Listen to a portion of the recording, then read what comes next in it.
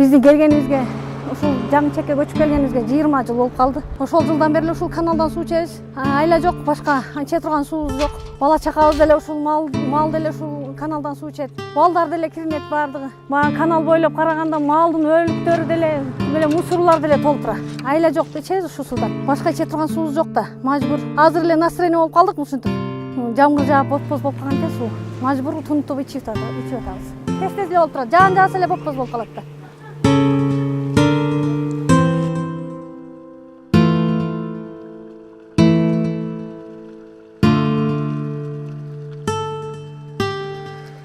Жолдордо шагыл төгүлгөн эмес.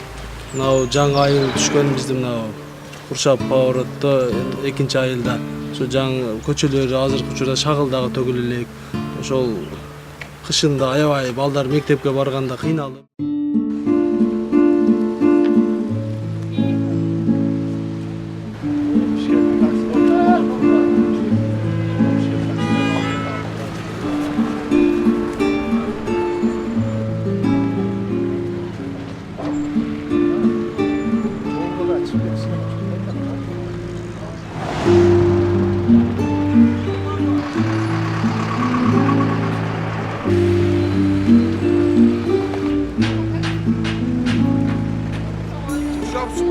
Pробka. Mına жерден келген машиналар тыгылып, көпкө чейин пробка болуп, адамдарга кыйынчылык жаратып атат да. Анан грузовойлордагы, КамАЗдардагы салып бир жерде келип токтоп, эки жагынан жүрүшкө мүмкүн болбой атат. Көбүнчө ушу суббота, жума күндөрү да.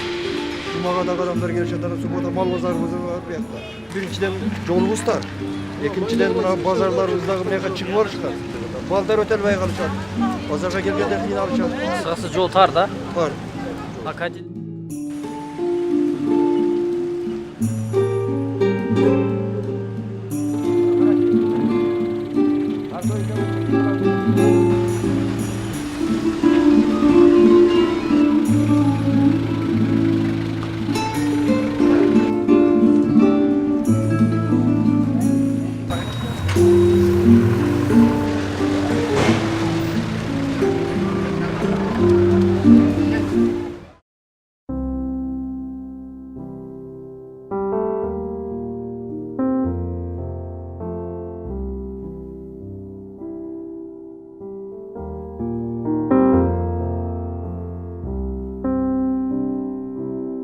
Азыркы убакта биздин айыл өкмөттө жер тилкеси боюнча маселе өтө курч турат.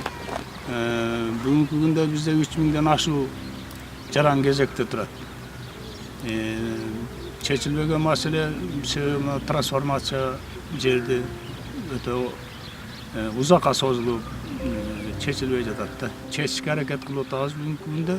Канчалык деңгээлде чече алабыз, бирок бардык жарандын мына көксөгөн максатына аткара албайбыз деп ойлойм да.